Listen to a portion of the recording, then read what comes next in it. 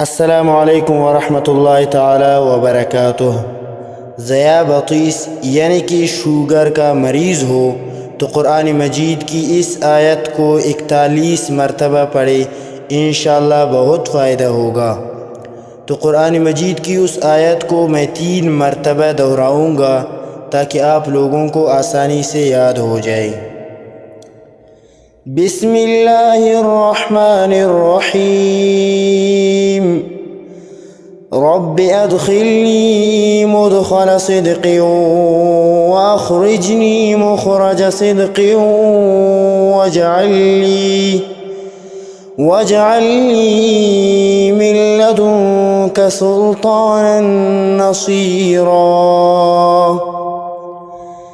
Rabbi अदखिलनी मुदखल सिद्क़िन व अख़रिजनी मुख़रज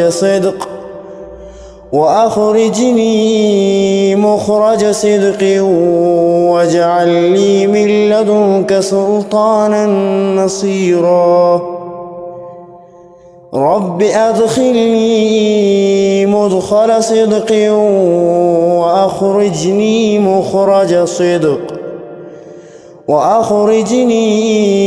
मुख़रज सिद्क़ वजअलनी मिन लदुनक सुल्तानन नसीरा। सूरह बनी इसराइल आयत नंबर 80।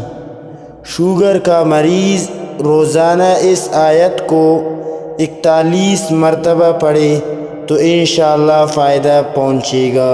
वस्सलाम।